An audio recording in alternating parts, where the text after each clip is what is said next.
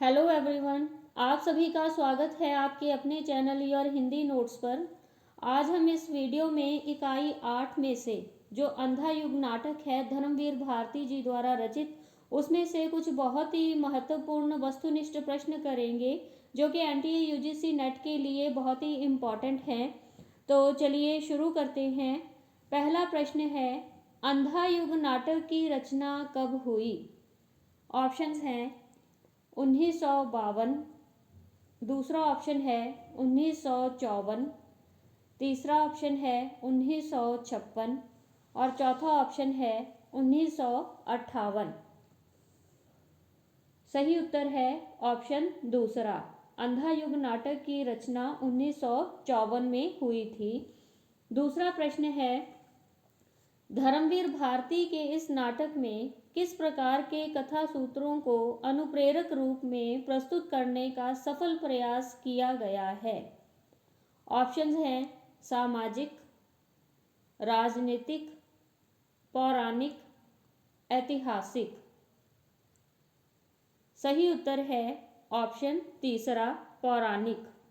धर्मवीर भारती जी का यह नाटक जो है, इसमें पौराणिक कथा सूत्रों के आधार पर महाभारत के अंतिम दिन के युद्ध और उसके बाद की घटनाओं और परिणामों का वर्णन किया गया है।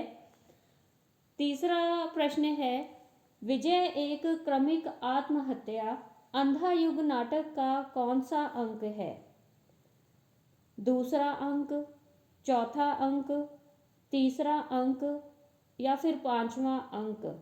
विजय एक क्रमिक आत्महत्या।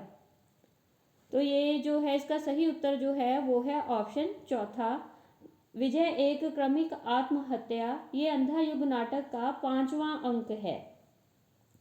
चौथा प्रश्न है, अंधा युग नाटक के अंकों का सही क्रम बताएं।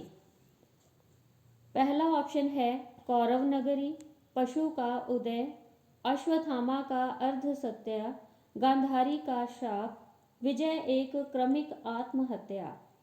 दूसरा प्रश्न है, दूसरा ऑप्शन है कौरव नगरी, अश्वत्थामा का अर्ध सत्य, पशु का उदय, गांधारी का शाप, विजय एक क्रमिक आत्महत्या। तीसरा ऑप्शन है कौरव नगरी, पशु का उदय, गांधारी का शाप, विजय एक क्रमिक आत्महत्या। तो इसका जो सही उत्तर है वो है ऑप्शन पहला। सही जो क्रम है इस नाटक के अंकों का, पहला अंक है कौरव नगरी, दूसरा पशु का उदय, तीसरा जो अंक है वो है अश्वत्थामा का अर्ध सत्य, चौथा अंक है गांधारी का शाप और पांचवा अंक है विजय एक क्रमिक आत्महत्या। पांचवा प्रश्न है, सूने गलियारे सा सूना यह जीवन भी बीत गया, यह कथन किसका है? ऑप्शंस हैं संजय का, दूसरा ऑप्शन है प्रहरी का, तीसरा ऑप्शन गांधारी का और चौथा है कृष्ण का।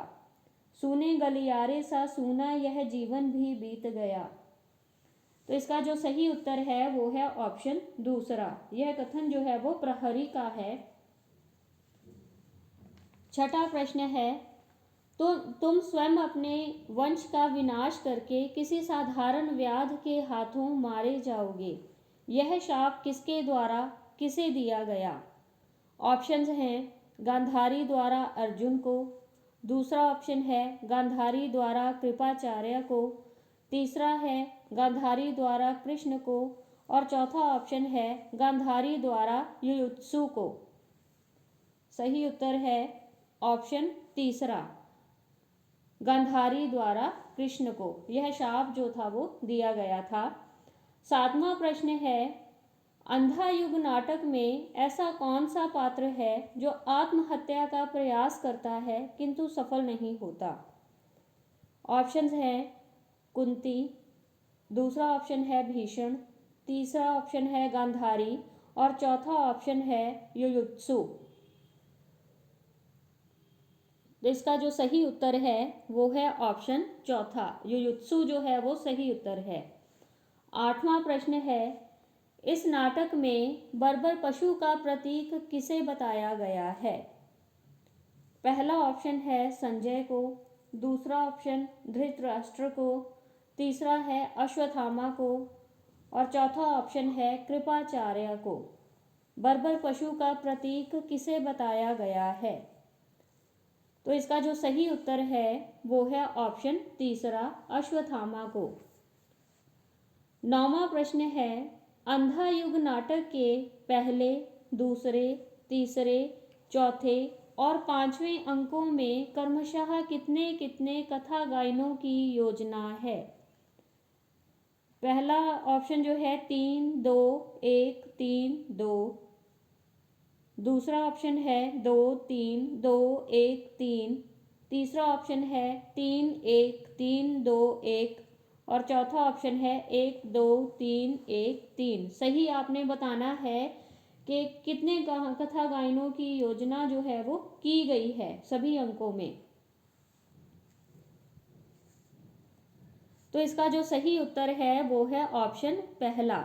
इसमें जो पहला अंक है उसमें 3 कथा गायन है, दूसरे ऑप्शन में 2 हैं, तीसरे में 1 है, चौथे में जो है वो 3 है और 5वें अंक में जो है वो 2 कथा गायनों की योजना की गई है। तो पहला ऑप्शन जो है वो सही उत्तर है। 10वां प्रश्न है, जब कोई भी मनुष्य अनासक्त होकर चुनौती देता है इतिहास को, उस दिन नक्षत्रों की दिशा बदल जाती है। यह पंक्तियां किसके द्वारा कही गई हैं? ऑप्शन है कृष्ण द्वारा, दूसरा ऑप्शन है धृतराष्ट्र द्वारा, तीसरा है वृद्ध याचक और चौथा ऑप्शन है कृपाचार्य द्वारा।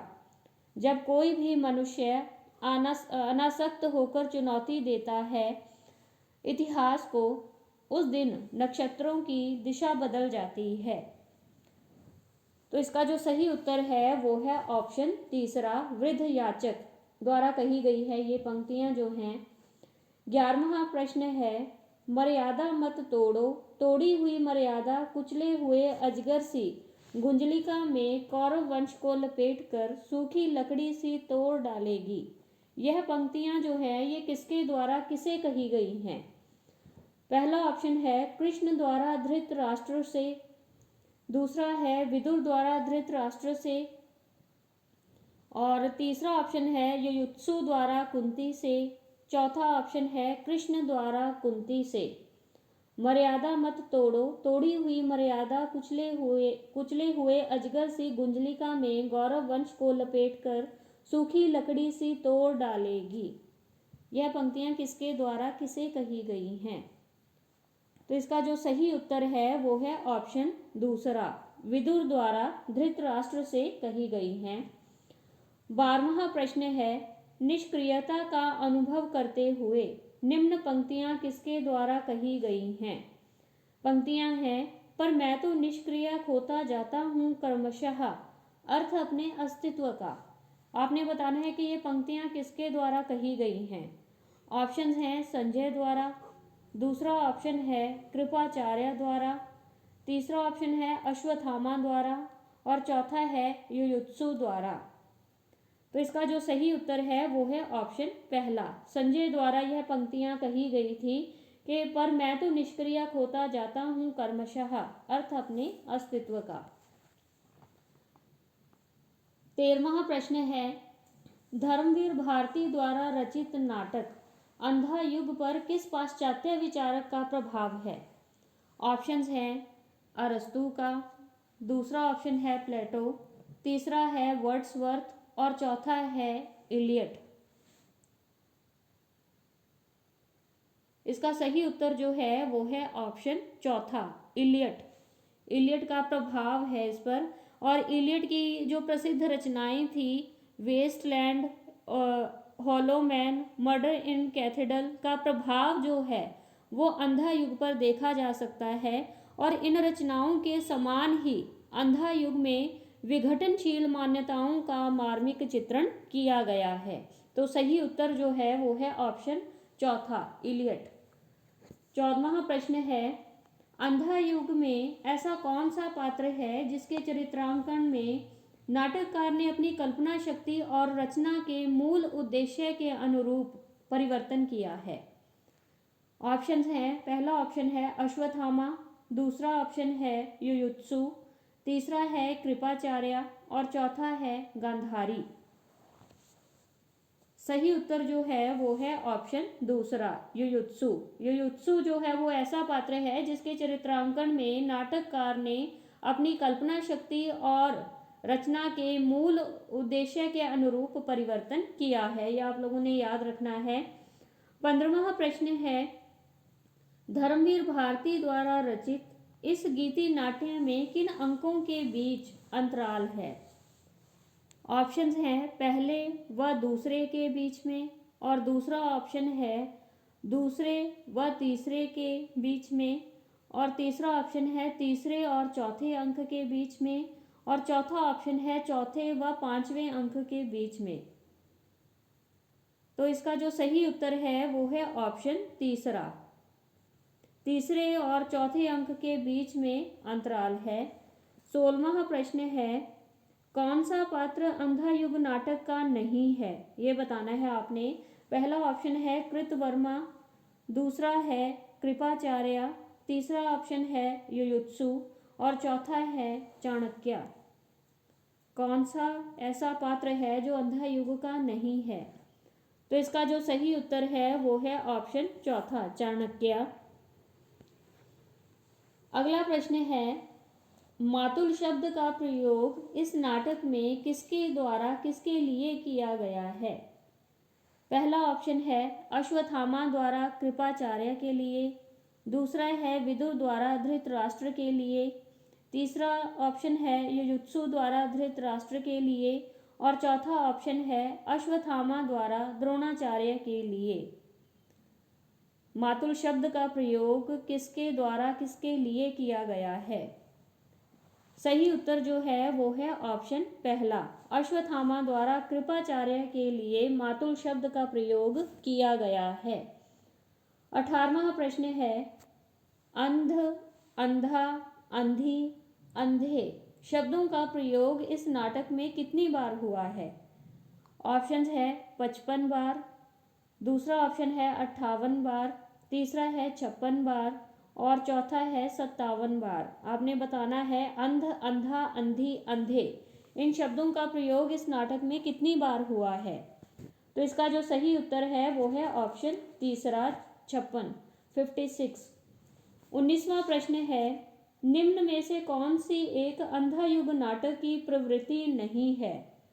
पहला ऑप्शन है युद्ध के विनाश का चित्रण, दूसरा ऑप्शन है कर्मयोग का संदेश, तीसरा है मर्यादाहीन अनैतिक आचरण का विरोध और चौथा ऑप्शन है राजतंत्र की निरंकुशता।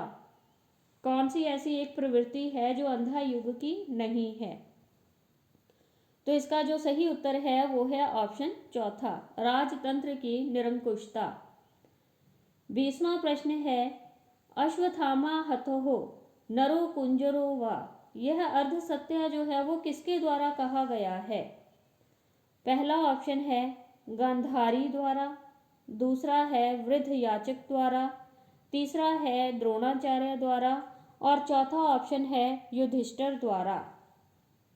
अश्वत्थामा हतोः नरो कुंजरो वा, तो यह अर्ध सत्य जो है वो युधिष्ठिर द्वारा कहा गया है। ऑप्शन चौथा जो है वो सही उत्तर है।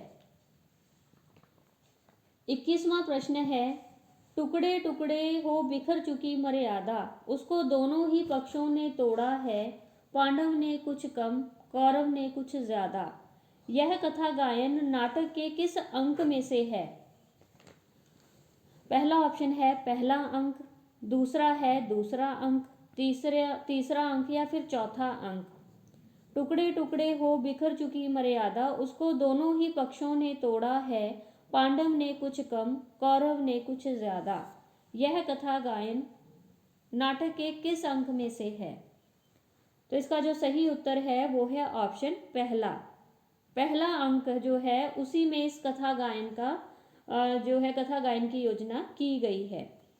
22वां प्रश्न है, अंधा युग नाटक का अंत किस पात्र के द्वारा होता है? ऑप्शंस हैं अश्वत्थामा, दूसरा ऑप्शन है वृद्ध याचक, तीसरा संजय और चौथा है द्रोणाचार्य। आपने बताना है अंधा युग नाटक का अंत किस पात्र के द्वारा होता है। सही उत्तर है ऑप्शन दूसरा, वृद्ध याचक। 23वां प्रश्न है, कथा ज्योति की है अंधों के माध्यम से, यह पंक्ति नाटक के किस भाग से संबंधित है। आपने बताना है किस भाग से संबंधित है। पहला ऑप्शन है पहले अंक से, दूसरा है तीसरे अंक से, तीसरा है स्थापना से और चौथा है समापन से। आपने बताना है कथा ज्योति की है अंधों के माध्यम से, यह पंक्ति नाटक के किस भाग से संबंधित है। तो इसका जो सही उत्तर है वो है ऑप्शन तीसरा, स्थापना। 24वां प्रश्न है, इस नाटक में अंधे प्रेत के रूप में कौन प्रवेश करता है। पहला ऑप्शन है संजय, दूसरा है युधिष्ठिर, तीसरा है कृपाचार्य और चौथा है युयुत्सु। तो इसका जो सही उत्तर है वो है ऑप्शन चौथा, युयुत्सु जो है वो इस नाटक में अंधे प्रेत के रूप में प्रवेश करता है। लास्ट प्रश्न है 25वां, हमको अनास्था ने कभी नहीं झकझोरा क्योंकि नहीं थी अपनी कोई भी गहन आस्था। आपने बताना है कि यह पंक्तियां किसके द्वारा कही गई हैं। ऑप्शंस हैं प्रहरी 1 द्वारा, दूसरा ऑप्शन है प्रहरी 2 द्वारा, तीसरा है बलराम द्वारा और चौथा है गूंगा भिखारी। किसके द्वारा ये पंक्तियां कही गई हैं कि हमको अनास्था ने कभी नहीं झकझोरा क्योंकि नहीं थी अपनी कोई भी गहन आस्था। तो इसका जो सही उत्तर है वो है ऑप्शन दूसरा, प्रहरी 2 जो है वो उसके द्वारा ये पंक्तियां कही गई हैं। तो आज की वीडियो में हम इतने ही प्रश्न करेंगे और आगे जो है नाटक से संबंधित और मैं वस्तुनिष्ठ प्रश्न आप लोगों के लिए लेकर आऊँगी।